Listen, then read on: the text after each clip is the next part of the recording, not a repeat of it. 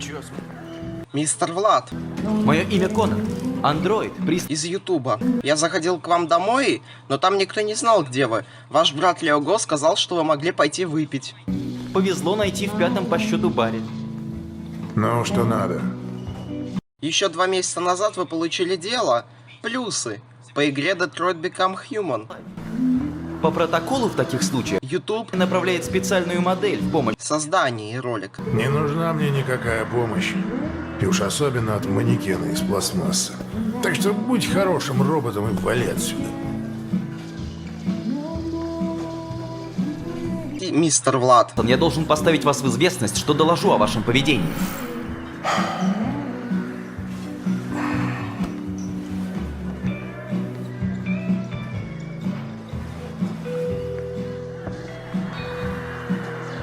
Простите, Мистер я Влад. должен настоять. Я получил инструкции. Замотивировать вас. Засунь свои инструкции знаешь куда. Не. Куда? Проехали.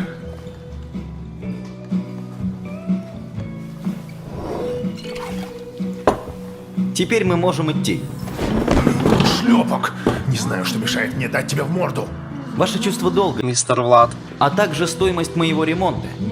К сведению, я очень дорогая модель. До чего дошел прогресс? Какая прекрасная эмуляция говнюка. Мне пора. Долг зовет.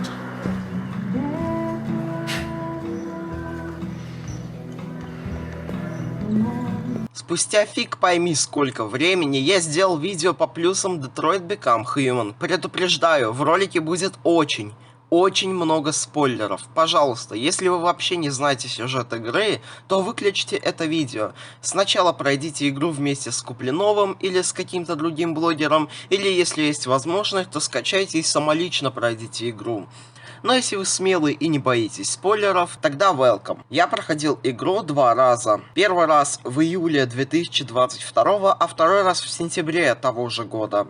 Я не могу передать словами, как игра мне понравилась. Сюжет игры меня настолько зацепил, что во время первого прохождения я прошел игру за 2 дня. Я не помню игры с таким замечательным, интересным и цепляющим сюжетом. До Детройта меня зацепила только Мафия 2 и Red Dead Redemption 2. Ролик про плюсы RDR 2 есть на канале, сверху вылезет всплывашка. Ну ладно, погружаемся в мир будущего Детройта. Ты солгал мне, Конор. Ты солгал.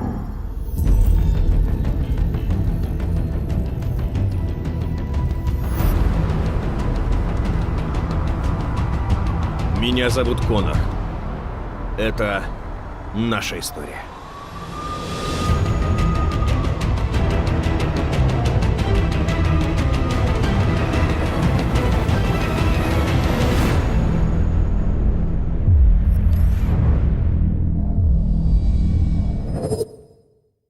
Знаю, жизнь иногда штука сложная, но...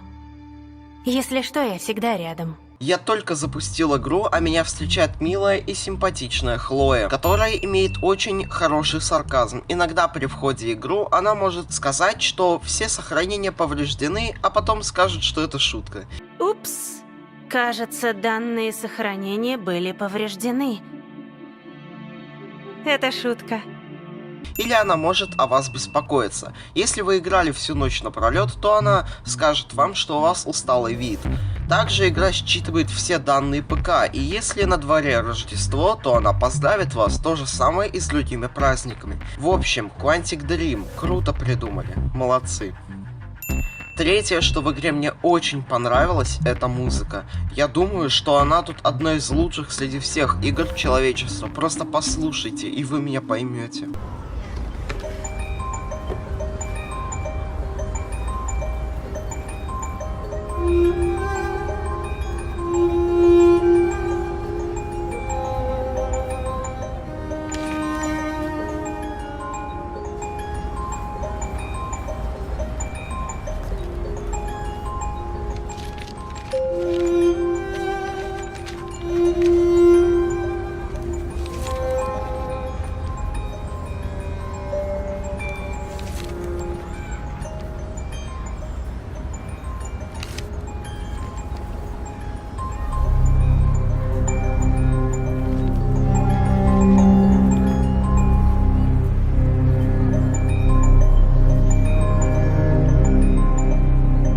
Переходим к первой миссии заложница. Я могу отметить в миссии интерактив. Перед тем, как спасти ребенка, мы можем побродить по квартире и поискать разные зацепки и улики. Мы также можем узнать имя девианта, почему девиант стал девиантом, и другие вещи, некоторые из которых помогут нам, когда мы будем геройствовать. Также мелкая деталь, которую не все заметили. В миссии заложница самая качественная модель Коннора, и только в этой миссии. В остальных модель Коннора немножко ухудшили для оптимизации. Вопрос: для чего это сделали?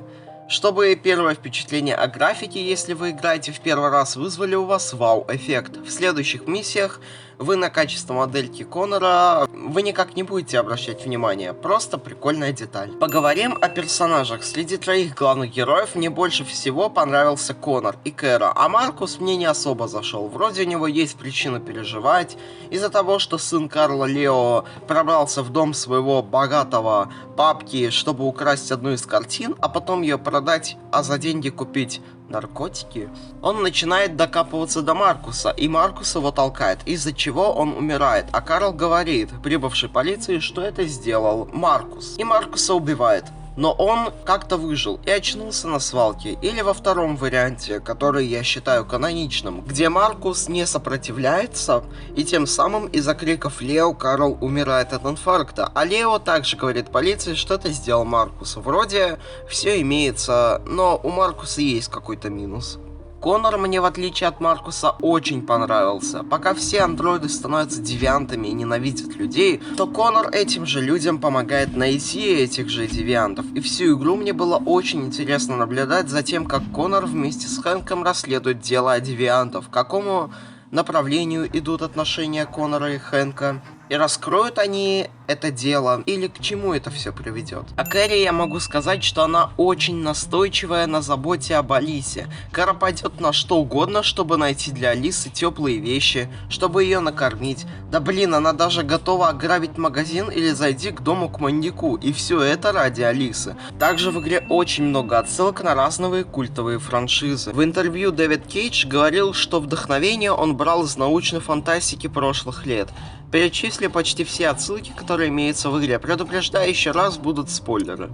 Начинаем с фильма «Искусственный разум», где мальчик считает себя живым, но не до конца осознает, что является лишь имитацией жизни. Аналогичные чувства испытывает Алиса, которая приобретает Тодд. В финале игры мы встретим Тодда, и если вы выберете вариант «Ваша история», то мы узнаем историю Тодда.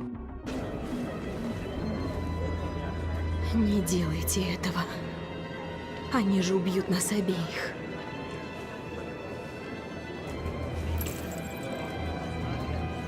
Когда жена от вас ушла, она забрала и дочку. Вы затасковали и решили купить себе андроида.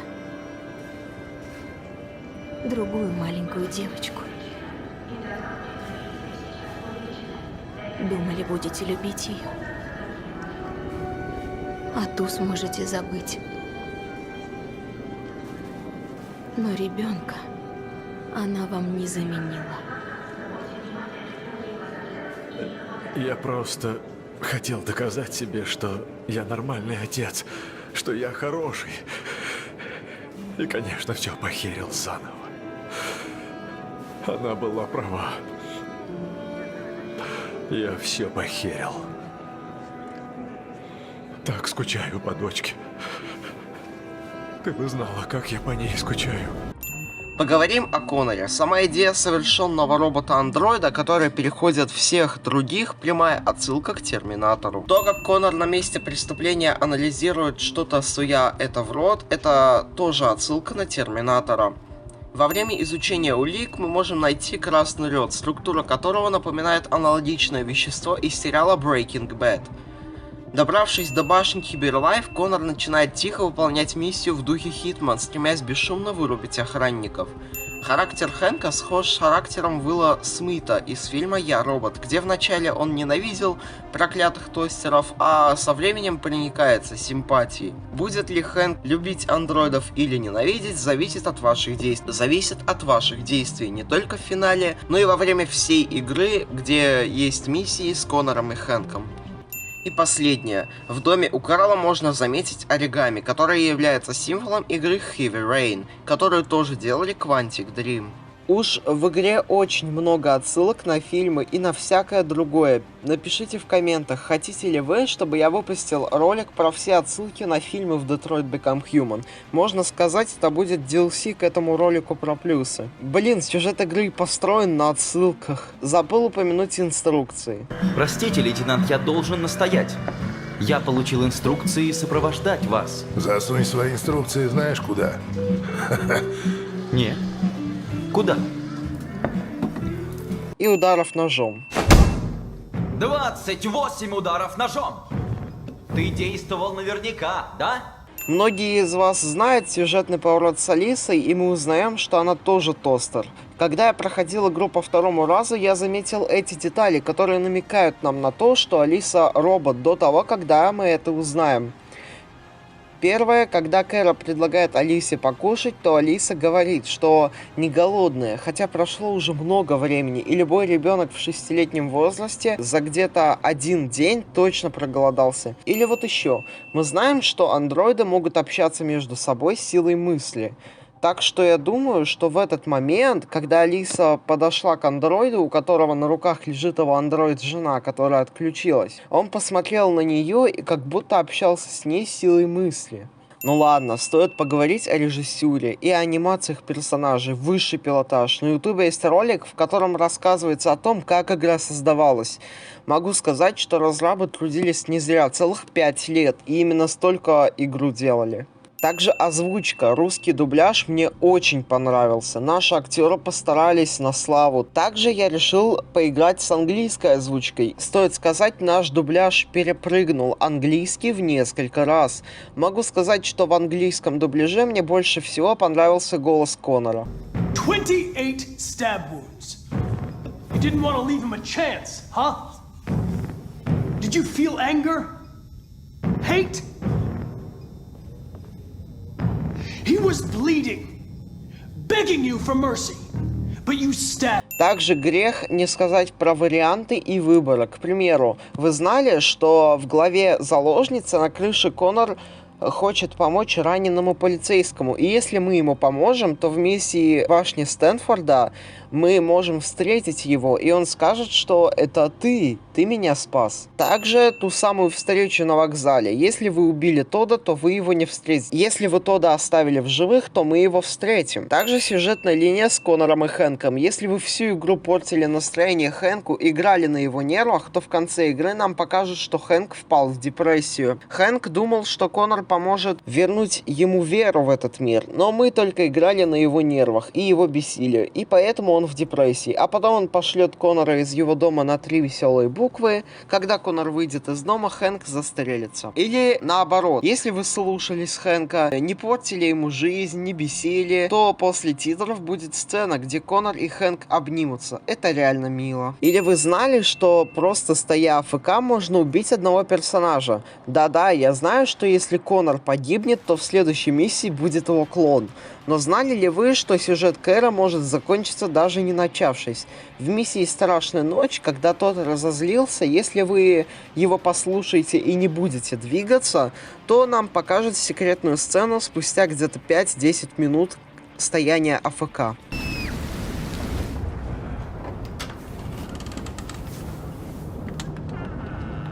Все кончено. Папа уже не злится. Он тебя любит.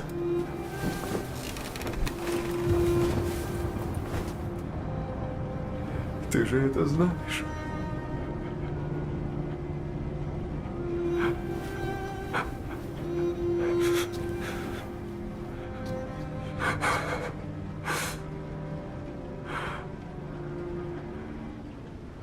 Ты виновата.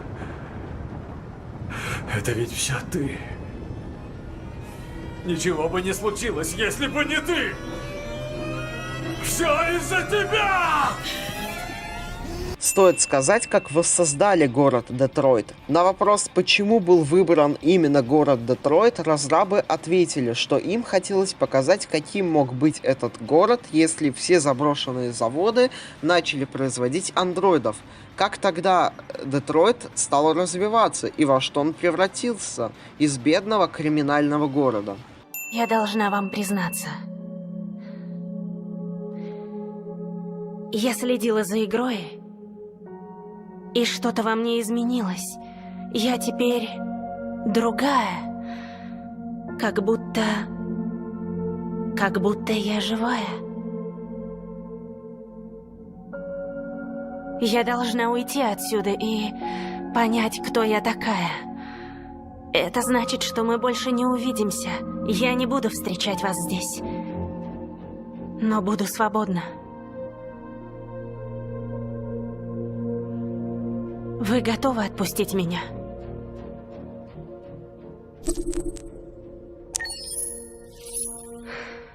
Я буду вечно вам благодарна.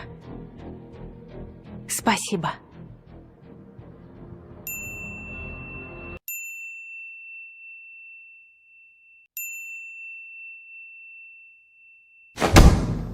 «28 Плюсов.